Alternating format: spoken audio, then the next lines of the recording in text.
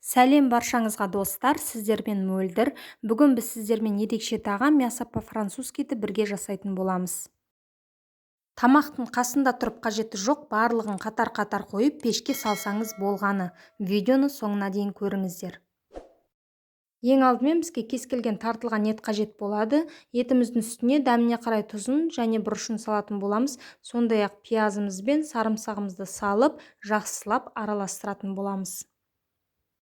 Еттің үстіне сіздер қалауыңызша басқа да дәмдеуіштер қоссаңыздар болады. Және де протеиніміздің үстіне жабысып қалмас үшін май құйып жағамыз. Содан кейін картопымызды осылай жіңішке етіп кесіп алатын боламыз.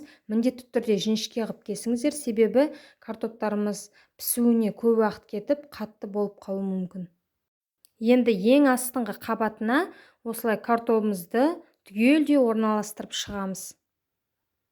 Мен описанияға керек заттардың мөлшерін жазған жоқпын, өздеріңіздің отбасы санына байланысты жасайсыздар. Бірінші қабат картоптың үстіне мен осылай аздаған шым-шым тұз сеуіп шықтым. Сондай-ақ мен майонезді осындай кондитерлік қапшыққа салып, осылай жағып шықтым. Және де менің фаршым майлы болғандықтан мен майонезді қатты көп пайдаланбауға барынша тырыстым. Содан кейін тартылған етімізді осылай бір тегіс етіп барлық жерге жеткізіп жайып шығамыз. Енді мінекей етіміздің барлығын қойып шықтық. Содан кейін мінекей сәбізімді мен алдын ала үккіштен өткізіп дайындап қойдым. Сәбізімізді де осылай барлық жерге қойып шығамыз. Кейіннен үстінен тағы да майонезбен өтетін боламыз. Егер сіздерде қаймақ болса, қаймақпен алмастырсаңыздар да болады, немесе майонезді қаймақпен бірге араластырып салсаңыздар да болады. Мен тек майонез ғана пайдаландым. Содан кейін ең соңында осылай беткі қабатына тағы да бір қабат етіп картоптарымызды орналастырып шығамыз. Картопымызды орналастырғасын тағы да бір майонезбен бір өтеміз. Содан кейін менде үйде осындай қатырылған қызанақ болған. Мен сол қызанақтарымды қойып шықтым.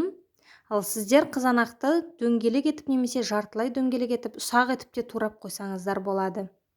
Сондай-ақ 2 немесе 3 жұмыртқаны жарып, араластырып үстіне қоссаңыздар да болады. Мен қосқан жоқпын. Біздің тағамымыз қызып тұрған 180 градуста 40 минут ішінде пісіп шығады. Піскеннен кейін үстінен осылай үккіштен өткізілген ірімшігімізді толықтай сеуіп шығатын боламыз. Ірімшігіміз неғұрлым көбірек болса, тағамымыз соғұрлым дәмдірек болып шығады. Мінекей біздің өте дәмдәрі сочный мясо по-французскийіміз дайын. Сіздерге де жасауға кеңес беремін. Және де менің каналыма тіркелмеген болсаңыздар, каналымның дамуына үлес қосып тіркеліп жіберіңіздер. Видеом ұнап жатса лайк басып пікір қалдыруды ұмытпаңыздар. Назарларыңызға көп рахмет.